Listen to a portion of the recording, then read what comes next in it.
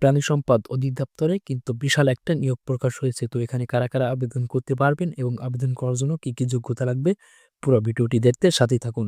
তো প্রথমে এখানে দেখতে পাচ্ছেন পদ সংখ্যা।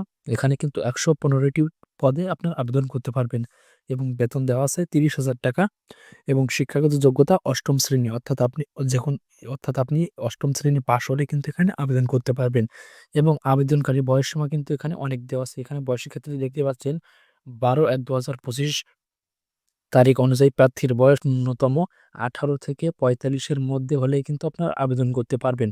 এরপরে দেখতে পাচ্ছেন অভিজ্ঞতা অথবা প্রয়োজনীয় যোগ্যতা।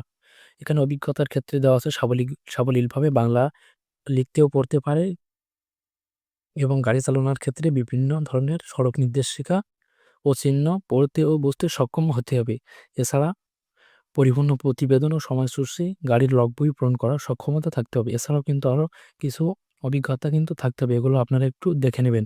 তো এখানে কারা, কারা আবেদন করতে পারবেন না? এখানে দেখতে পাচ্ছেন রাঙ্গামাটি, বান্দরবান ও খাগড়াছড়ি জেলার প্রার্থী ব্যতীত সকল জেলার প্রার্থী কিন্তু এখানে আবেদন করতে পারবেন।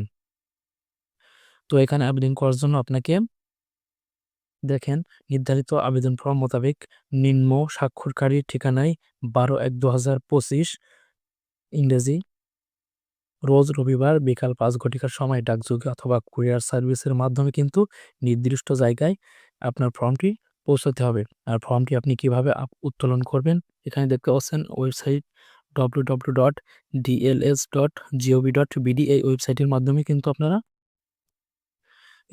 মাধ্যমে কিন্তু আপনারা ফর্মটি উত্তোলন করতে পারবেন এবং ফর্মটি অবশ্যই A4 সাইজের কাগজে টাইপকৃত হতে হবে।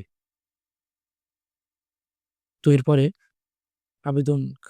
আবেদনপত্রের সহিত দাখিলকৃত প্রয়োজনীয় দলিলাদি যাচাইক্রমে আপনাকে আপনার প্রয়োজনীয় তথ্য অনুযায়ী আপনাকে ৫০ নম্বর দেওয়া হবে। ৫০ নম্বর দেওয়া হবে এবং ব্যবহারিক পরীক্ষা সেখানে আপনাকে দেওয়া হবে ২৫ নম্বর। এরপরে মৌখিক পরীক্ষা হবে। মৌখিক পরীক্ষায় আপনাকে ২৫ নম্বর দেওয়া হবে। আর এখানে দেখতে পাচ্ছেন এই ঠিকানায় কিন্তু আপনাকে পাঠাতে হবে। ডাক্তার মোহাম্মদ জসিমউদ্দিন, প্রকল্প পরিচালক, অতিরিক্ত প্রাণী সম্পদ ও ডেইরি উন্নয়ন প্রকল্প, প্রাণী সম্পদ অধিদপ্তর, ভবন, ৭ তলা, কৃষি খামার সড়ক, ফার্মগেট, ঢাকা।